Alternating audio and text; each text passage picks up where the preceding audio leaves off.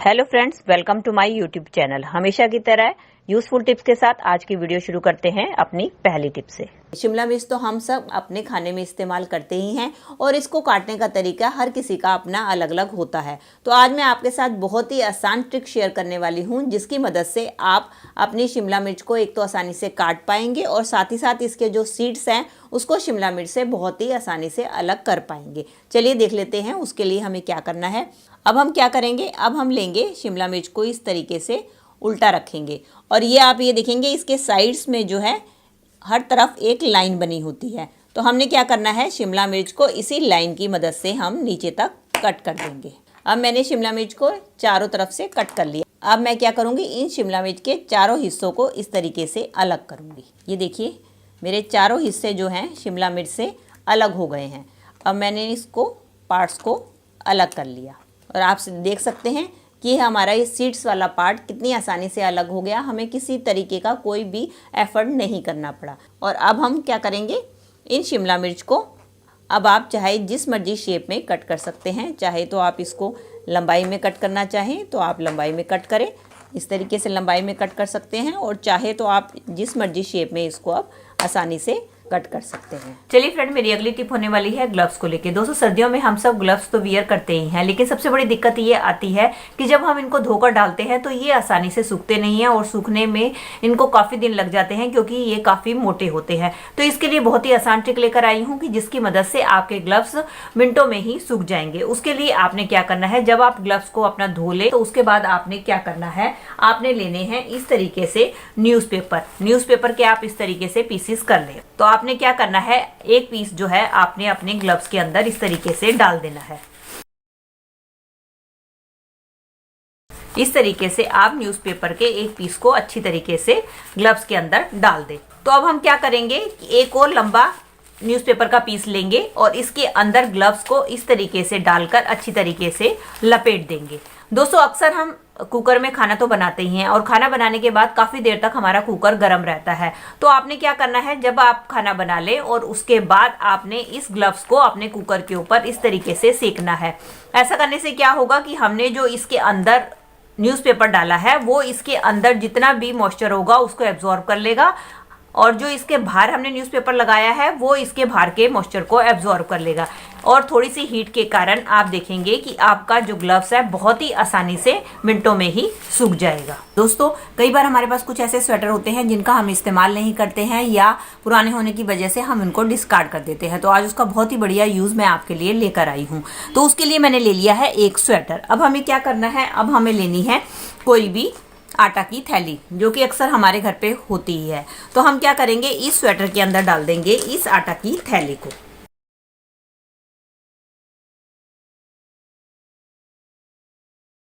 ये देखिए मैंने ये आटा की थैली जो है इस स्वेटर के अंदर डाल दिया है। इसकी ये जो स्लीव्स है, इस स्लीव्स को हम अंदर की तरफ को इस तरीके से फोल्ड कर देंगे और सेम ये जो दूसरी स्लीव है इसको भी हम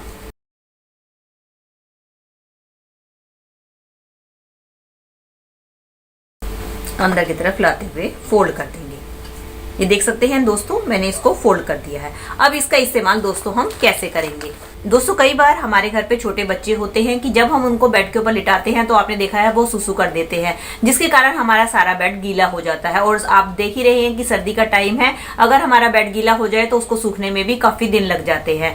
इस तरीके से आप अपने बच्चों के नीचे बेड के ऊपर इसको बिछा के रख सकते हैं। ऐसा करने से क्या होगा कि आपके बच्चों को बेड एक तो ठंडा भी नहीं लगेगा और अगर वो सुसु करते हैं तो इस स्वेटर के ऊपर ही करेंगे। और इसके अंदर हमें आटा की थैली डाली हुई है जिसके कारण आपका बेड जो है नीचे से भी गीला नहीं होगा। इस तरीके से आपके दोनों काम हो जाएंगे, एक तो आपका बेड गीला नहीं होगा और दूसरा पुराने स्वेटर का भी इस्तेमाल हो जाएगा। हमारे जो भी इस तरीके के जो लोहे के सामान होते हैं तो उनके ऊपर मॉइस्चर के कारण जंग लग जाता है। आप देख ही सकते हैं मेरी सीजर के ऊपर इस तरीके से जंग लगा हुआ है, जिसके कारण हमारी सीजर काम नहीं करती है। तो आज मैं आपके साथ जो ट्रिक शेयर करने वाली हूँ उसकी मदद से आपको बिल्कुल भी मेहनत नहीं करनी पड़ेगी और बहुत ही आसानी से आप अपने जंग को हटा पाएंगी। और साथ ही साथ एक ये फायदा ये होगा कि एक तो आपकी जो सीजर है वो क्लीन हो जाएगी और दूसरा इसकी जो शार्पनेस है वो भी तेज हो जाएगी। तो उसके लिए क्या करना है, आपने लेना है हार्पिक, और हार्पिक लेने के बाद आपने क्या करना है, अपनी सीजर के ऊपर इस तरीके से हार्पिक को डाल देना है। और इसके बाद इसको आपने डालने के बाद आपने इसको 5 मिनट के लिए इस तरीके से छोड़ देना है। और 5 मिनट के बाद आपने क्या करना है, आपने लेना है इस तरीके का लोहे का स्क्रबर, और लोहे का स्क्रबर लेकर आपने इसके ऊपर धीरे धीरे इस तरीके से रब करना है।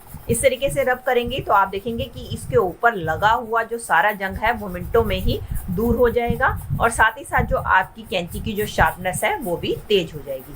अब आप देख ही रहे हैं कितना सारा डस्ट मेरा इसमें से जंग जो है निकल रहा है।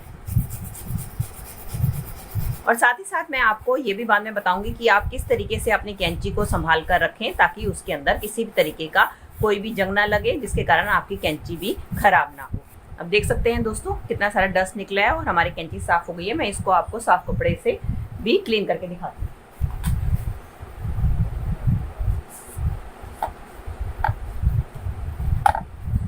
अब आप देख ही सकते हैं पहले मेरी कैंची कैसे थी और अब मेरी कैंची कितनी अच्छी तरीके से चमक चुकी है। इसके अंदर का सारा जो जंग है वो निकल चुका है।